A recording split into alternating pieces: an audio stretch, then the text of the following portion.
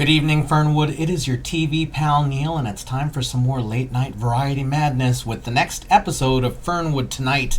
If you're just seeing my face for the first time, I have reacted to all of Mary Hartman, and now am continuing that tradition with Fernwood Tonight. I will watch the show with ya, and then we will talk about it. And if that sounds like it's your bag, stick around.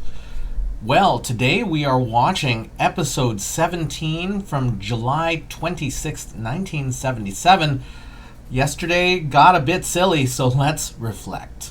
Barth Gimble continued his crusade against Jimmy Carter because Carter is no TV star in his mind. Things got a bit heated when Barth's mailgram was ignored. Then we bring on the Fernwood Precision Swim Team straight out of Fernwood Community College. Of course, there's no pool in the studio, so the team has to simulate their act. We bring back Dr. Richard Van Moot, who is bored of the No Frills Hotel he introduced last time, and now has a new career as a lecturer-author. Barth fields some questions from the audience, and Dr. Van Moot does his best to give some advice to a husband whose wife is a bit overweight. Then Connie Bushman is back with a new plan for how to take care of the pets in Fernwood. It seems that since many female dogs, when in heat, are locked away, that many male dogs don't get to satisfy their sexual urges, so she has started a bit of a doghouse to help satisfy those needs. And then we bring in assistant librarian at the Fernwood Library, Miss Janice Graham, who is there to tell us about many famous Ohioans. And that's where we ended yesterday's episode. It's Tuesday this week, so I guess there's only one thing to do, and you know what it is.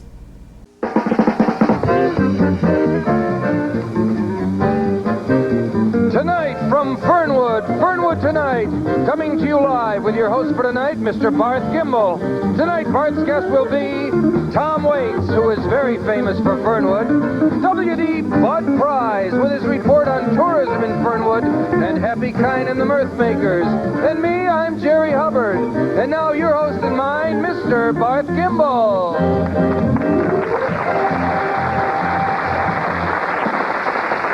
Thank you. Wow. Thank you very much, and good evening once again.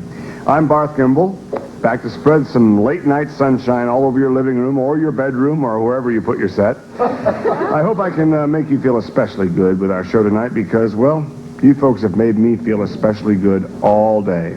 I can't tell you how many viewers flooded our phone upstairs with so many calls today saying, "Hey, Barth, we're with you in your showdown with President Carter." Now, if you weren't with us last night, you might think I'm running for the presidency or something. No way. N-O spells no. But I'm not running from it either, okay? I did read in the paper that Mr. Carter's staff is calling him the biggest TV star in the country. And I then invited him to come on Fernwood Tonight to prove it. Jerry Hubbard, but that doesn't matter. How you doing, Jerry? Not President Carter, but the next best thing, eh? That doesn't matter either. Now, my point is, I don't think that just being a president makes you a TV star. So, what I want to know, I made the invitation, where the heck is my RSVP? No response yet, eh? Nothing. After 3 days, no answer. Now, okay. Maybe I'm not being fair. Maybe he called, maybe he got put on hold. Maybe I was busy, but all I know is Tom Grissom down at Speedy Go Cleaners, he got through to me. Marble Waters, the waitress at the Cup and Sup Diner, where their motto, incidentally, is, "It's not dinner, it's just fun." Thought I'd tell you that. Wonderful place, and great free meals. Anyway, a lot of, I would say, very, very busy people managed to get through to me today. So you would think, a certain gentleman in a certain Oval Office with access to the most sophisticated apparatus in the world, in the free world, you would think he could have gotten hold of me if he were just a little more patient, huh? Okay. Anyway, Jimmy, if you did call, I'm sorry that I missed it, but this whole thing has gotten blown way out of proportion as far as I'm concerned. That's right. I didn't want this to be a feud. Jimmy was the one who decided, apparently, to put a burr under the gimbal saddle. Don't do that. By giving me the old silent treatment. Yes. Now, folks, I think you know me well enough to believe me when I tell you that the last thing in the world I want is to have this mess dragged through the pages or even the covers of Time, Newsweek, and with any kind of luck, People magazine. I'm also not trying to say that Jimmy is turning his back on our problem. It's obvious he's concerned, and it was pretty obvious in this morning's paper. Did you read what he said? I'll quote him. He said, "We continue to emphasize the importance of a fair and permanent peace, and we hope you share our purpose." There it is. Well, Jimmy, you can get advice on this issue from Anwar Sadat and his entire cabinet, but that won't solve the problem of you allowing yourself to be called a star and still not accepting the challenge to prove it on Fernwood tonight. Just remember, the people of this community voted for you once. Some maybe even twice, right? But they vote for me with their TV dials every night, Jimmy. And if you haven't called before this show is over, then I'm afraid I am prepared to prove once and for all that you are not the television star you pretend to be. Enough said. And you're the man who backs up his words. And incidentally, Mr. Carter, if you're watching, we do have an operator standing by almost all the time here at Channel 6. Almost all the time. Yes. Absolutely. Takes most of the calls. Well, he probably wouldn't be calling late at night anyway. I'm sure he needs his sleep, and he's supposed to spend some time with his family, I've heard. You can't do that and be on the phone, can you? Okay, enough of this boredom. My first guest tonight actually really is a star, and a big star in his own right. He comes to us quite by accident. Literally, his van broke down on a way to a concert in Toledo. So we figured, hey, no use in wasting a visit to Fernwood. Why not give him a shot on television? Right. This is a big night for Fernwood tonight, and it's almost a thrill for me. Not costing us any cover charge or minimum for this show either. No, and he's not staying at the Apache either. Whoa. Let's not mention names when we're saying where they're not staying. Just where they are. That's right. I haven't even met this gentleman, you know. But I know he sells a lot of albums, and he makes about 500,000 big ones in 1 year. That's a lot. Yes, And in my anyone's book, league, yes. that spells talent. Please welcome the talent of Mr. Tom Waits. All right.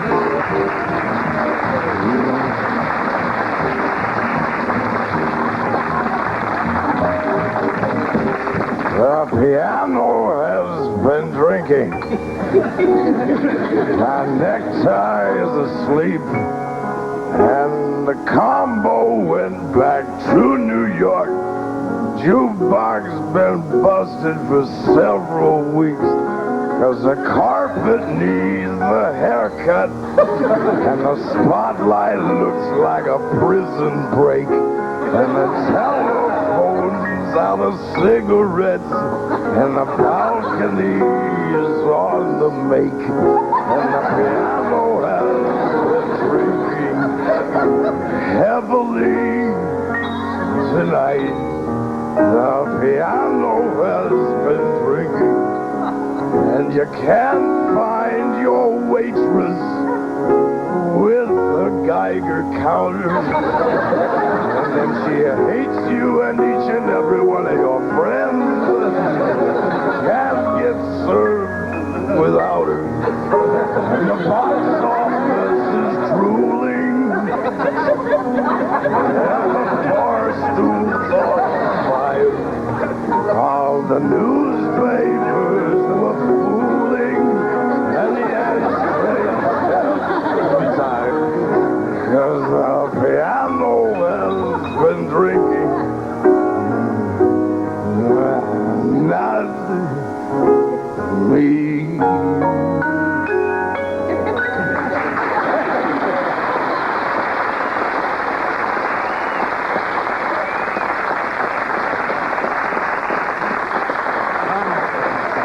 Really nice to see you. How are you? How are you? Wow. Take a load off your act. Wowee. Hey, that's rotten luck. Car broke down, huh? Right up there on the way to Toledo. Touring up here in the Tri-City area? Yeah. Well, spending a great deal of time up here against my wishes. Oh, sorry to hear. After a trip like that kind of harrowing experience of having your car break down, which is no picnic, because unless you brought one, yes. that's really murder. I wish I had something other than this diet soda here to offer. All right. Don't sweat. Whoa.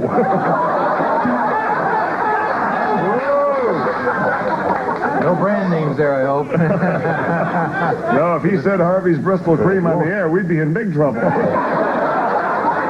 I bet if I said Harvey's Bristol Cream, they'd probably be sending over bottles of it to you and me both. We don't want Just might that. take you a little longer. That's right. Tom, where do you hail from professionally? Is it the Big Apple, as they call New York, I think, or is it Hollywood? I live at Bedlam and Squalor.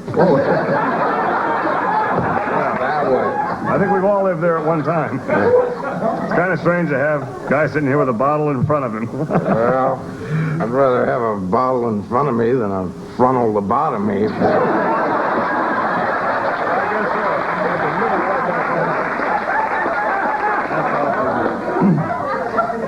While you've been here in Fernwood, have you had a chance to go to any of the night spots or any of the restaurants or anything like that? It's a wonderful place. You might get to like it. I was out last night. I went to the Shoes and Socks restaurant, or whatever you call it. That'd be the Cup and Stuff, I think. Cup and Stuff, yeah. $1.99 for all you can stand. It's harrowing, to say the least. Yeah. What did you order there? They have some awfully good dishes at the Cup and Stuff. Oh, I had, I don't know, I'll Betty, she had the fillet of athletic equipment. I didn't know whether to eat mine or give it a ride home. That will happen. Well, it wasn't expensive. That's the main part, huh? Hey, well, I wanted to mention something about that. Maybe I shouldn't even be mentioned on the air. We're friends. Hey. Hey. No, just a couple of bucks, that's all. Just until my brother straightens out. I had to leave. I understand I had your to leave point. our 4-year-old for collateral. I'm, Jerry, give him $20. Hey, that's all right, really. It's my last. That's perfect. Well, I guess by giving you this money, it means we'll be seeing you again soon, I hope. Well, I've enjoyed my stay so far. I should imagine so. We'll be back in a few moments after this message.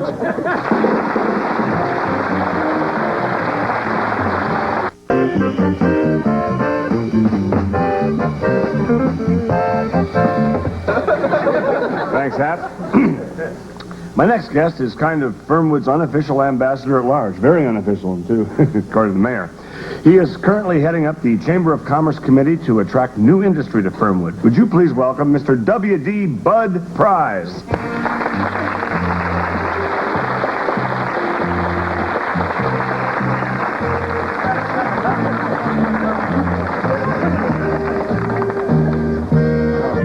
Welcome back again. It's nice to be back on the show. Hi, Fernwood. Have a seat. Hey, still going to the Chinnadontist, huh? Yeah, well, yes, he's working on it.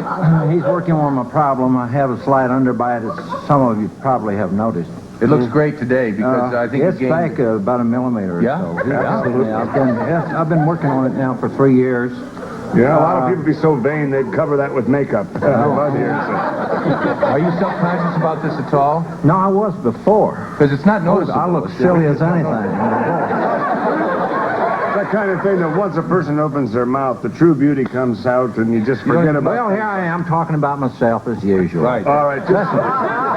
let's forget it. If you'll let me go, I could talk your donkey's ears off. I know you can. What's the committee all about? Well, we're trying to attract more tourism to Fernwood, as you know. We're trying to get people to come in here. There's, I don't know, there's in the Tri-County area, there's no city that has more entertainment and cultural kinds of opportunities for your visitor to enjoy than is true here in our own Fernwood. For example, it's very little known that we have 2 or 3 of the finest truck stop diners that is on the interstate highway. Sure. And each and every one of them has real nice waitresses, and some of them has real clean silverware and all like that.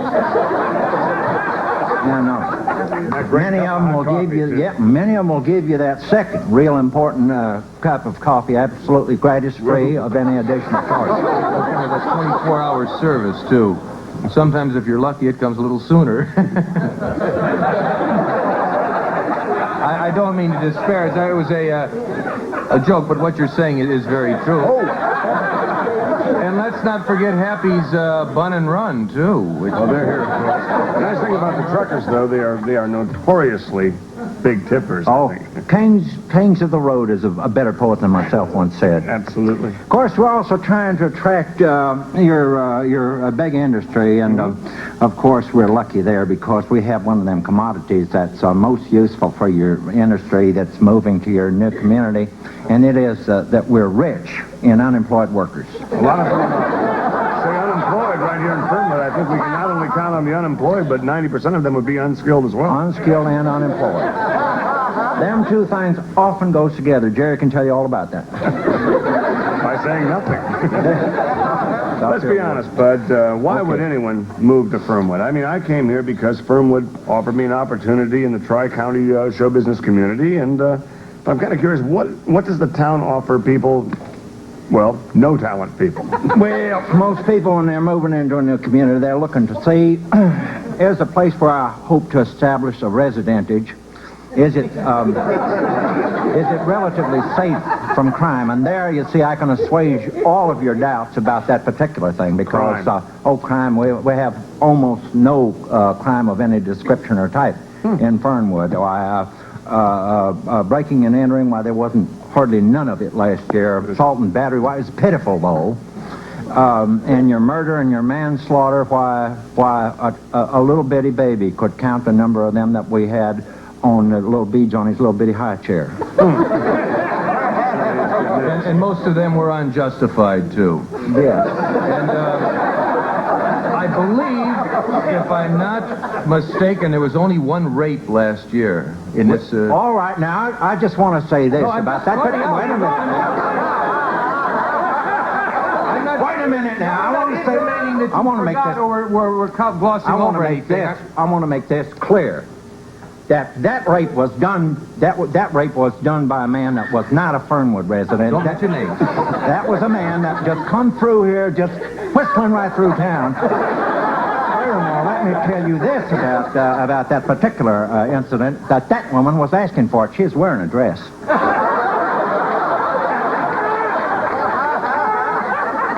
Furthermore, that we got none of your narcotic problem at all with our young people. You see, in your high school, about the strongest drug that you'll find used there is pimple cream. I've always maintained that reality is for people who can't face drugs. Of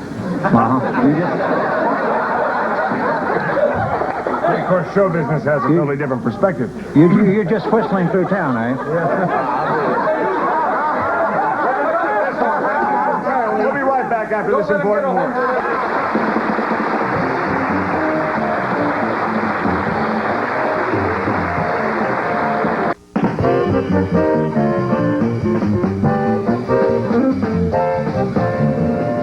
Well, here I am again in the host chair. I'm beginning to feel right at home here. And according to many of your cards and letters, I'm starting to look at home here. But that's not a can of peas. Let's not open it up now. As you know, our host, Barth Gimbel, has issued a challenge to President Jimmy Carter to appear right here on Fernwood tonight to enter a little talent contest to determine once and for all who is the biggest TV star. I know you're as disappointed as I am to find out that President Carter's not here tonight. As a matter of fact, he didn't even have the courtesy to call and say, hey, Barth, tough apples, or maybe worse. But Barth, being the showman that he is, didn't want to disappoint many of you viewers who may have tuned in expecting to see President Carter, so he's put together a little production number, which he's asked me to introduce, which is going to determine once and for all who is the biggest talent or biggest TV star. If I may editorialize for a minute, there's a certain, indefinable something that goes to making someone a real star or TV star. Our President Jimmy Carter has it to a certain degree. But I think you'll all agree with me that whatever that indefinable substance is, our Barth Gimbel is full of it. He has proved it in the past. He's going to prove it again tonight. He's going to little of it overflow on you. So at this time, without further ado, Let's welcome the hottest act in town, Carter and Gimbal. Jerry. Gimbal and Carter.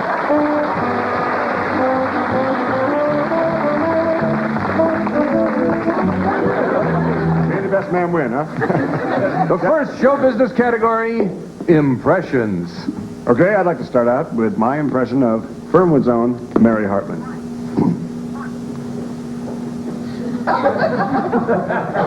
Thank you. Go to it, Jimmy.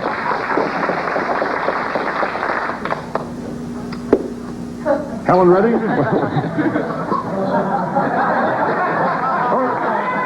One for Gimbal. Okay, number 2. The second show business category, juggling. Oh. Ready? Third show business category, song and dance. So let's see you dance. Let's hear you sing. Let's see if you can do anything, huh? 'Cause I can do anything better than you can. Anything you can do, I can do best. Yes, I can. Yes, I can. Yes, I can. Yes, I can. Yes, I can. Anything you can be, well, I can be greater. Sooner or later, I'm greater than you. Yes, I am. Yes, I am. Yes, I am. Yes, I am. Yes, I am.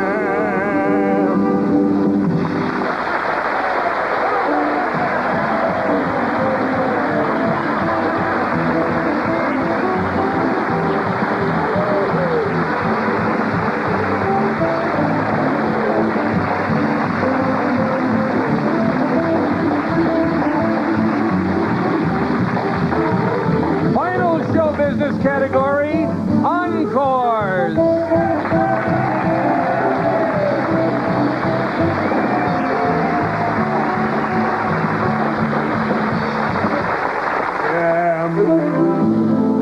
Yes, I am. Yes, I am.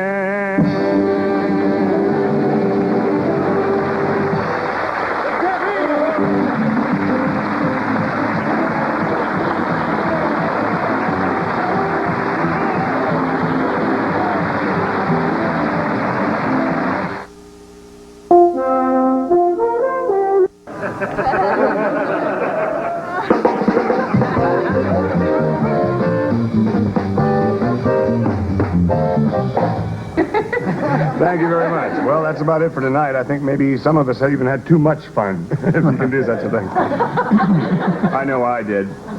I'd like to thank my very, very special guest, Mr. Tom Waits. And in a way, I hope, Tom, your car doesn't get itself fixed up. Maybe you can become the new kind of industry that starts right here in Fernwood that Mr. Prize is after. Mr. Prize, in this case, of course, is William W.D. Budd Prize. And no way should that be confused with First Prize, that's for sure. Always delighted to be on the show. Well, you'll be back if you feel that way. Also, of course, Jerry Hubbard, Happy Kind in the orchestra. What more can I say? Good night.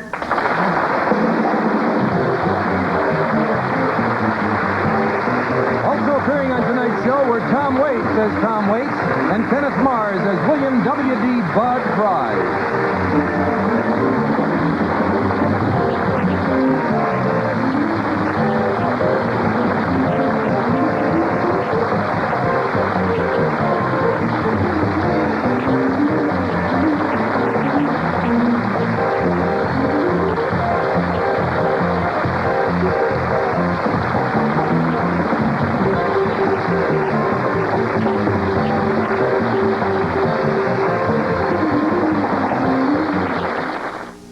So we continued to heighten this feud with Jimmy Carter, and it's been every episode since Friday. And it just keeps getting more and more intense. We today had our first celebrity guest, and by celebrity I mean someone who actually came on as themselves. Usually if someone's a guest in this show, they may keep their first name. But in this case, Tom Waits was already at least a beginning talent. I don't remember when he started his career. And to be honest, I'd only heard one Tom Waits album much later than this show appeared. and that was Heart Attack and Vine. That was the one I was sort of trying to discover the Tom Waits discography, and I enjoyed that one, but didn't buy more. Just, I probably could dig into that discography.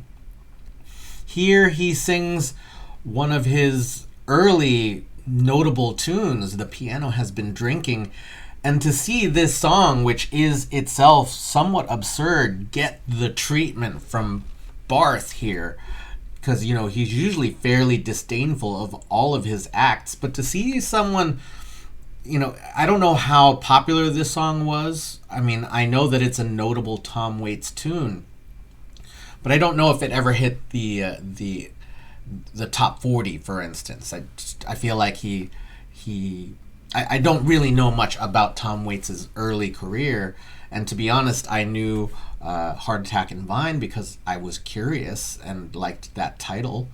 And really, his career shifted. He became more of a movie actor, and the notable part that I remember him in, the notable film that I remember him in was Mystery Men, the superhero spoof.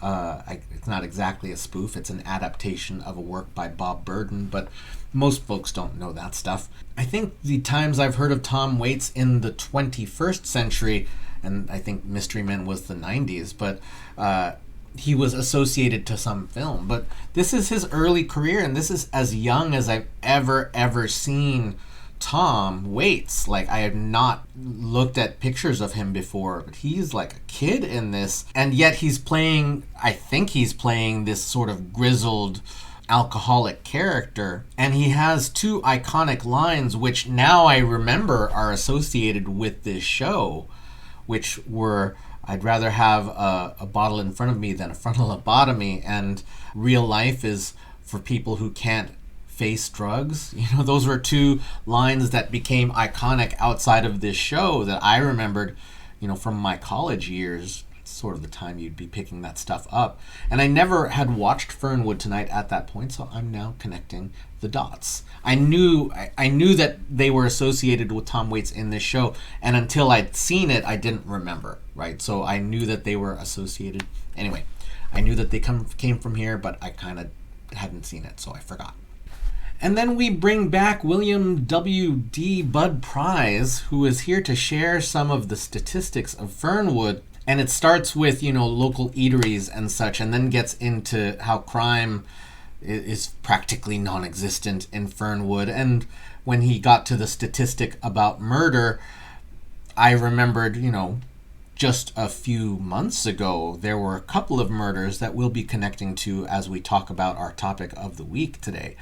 To take a little bit more of a serious note, when Bud gets to the rape statistic that there was only one rape in Fernwood, he tries to downplay it because the person was an out-of-towner coming through town, which is exactly what someone who wants to make you feel safe living in their town would do. He also takes the other tactic of suggesting that the woman dressed like she wanted it. And I know, it was the 1970s. A majority of people, honestly, probably felt that way at the time, and I think even today, some people still do. I bring this up because earlier today in my own social media feed, I caught a meme that said, every suggestion that women get that they should dress differently so that they don't get it is essentially the message that says, rape the other woman first. Which is a really disheartening thought. And I know that this discussion is a lot more heavy than what this show is, but that's when we're talking. I'm going to talk about the things that I am seeing. And I get it as a point of view for the sense of humor. It's going to remind me of this, and that's troubling. And then we bring back the feud between Barth Gimble and Jimmy Carter. And since Carter is not answering mailgrams or phone calls or even calling to say, nah, I ain't gonna do it, Barth takes his feud and acts it out with a mannequin with a Jimmy Carter mask on. And that's about as silly as I think this show gets. And I feel like that's a fun heightening of this thing. It's Tuesday, so I'm not sure what we're going to see, if this theme of Barth's rivalry with the Carter administration, or specifically Jimmy Carter as TV star. I don't know if that feud is going to go past this or where it's going to go. I'm very, very curious because it's silly and I'm enjoying it. So everyone, after that, the show pretty much wraps up. He kind of just says bye to us. So now it's time for us to address the topic of the week. And that was one I introduced in February in the posts, in the community posts. And the topic was bad guys. Gift of Time tells us that my favorite bad guy was Tex. He was racist and also very stupid, so he kind of ended it in a funny way. Zeta Davis also followed on the Tex bandwagon. Out of all of the villains on the show, I would have to pick Texas as the lead standout. A racist, misogynist, and I strongly suspect him to be a xenophobic to boot. Terrible person indeed. Ken Givens follows this up with, agree. His stupidity makes him less of a threat, even though he was a killer. And Tex was one of the two characters who was directly responsible for the deaths of other people in this show. The first murderer is from a very early storyline, literally the first episode storyline, and we haven't talked about Davy Jessup this week, so I may bring up Davy Jessup's name. But Tex was the first character in this show to have an on-screen murder. Tex was introduced in the Lou's Place storyline that saw Loretta lose her memory and become an entirely different character, and he was the impetus for causing Loretta to completely change from her sweet and innocent persona to the much more selfish Lulu. Once that storyline was over, though, Tex found himself in the factory and working for Vernon Bales, who I'm surprised that no one mentioned. Vernon, to me, is worse as a villain, although maybe not as charismatic a character in terms of, you kind of want to forgive Tex because he's so dopey, but Vernon was straight up evil and was really good at hiding it. But Tex worked for Vernon Bales with the Glorious Guardians of Good, which was Fernwood's take on another white supremacist organization that has an alliterative name. Their storyline gets about as dark as this show gets directly on television, and this show started with a mass murder storyline, so for me to say that this story got pretty dark, well, that's saying something. Anyway, I'm not going to tell you what happened to Tex if you don't know already. So if you want to find out a little bit more about Tex, maybe you should start where Tex started with the Lou's Place storyline. I'll find that card and put it up right here. Everyone, thank you so much for watching with me. This week has been silly and enjoyable. Thank you for watching with me. Thank you so much for leaving your thoughts, feelings, impressions in the comments. Thank you for being you. And we will see you tomorrow night in Fernwood.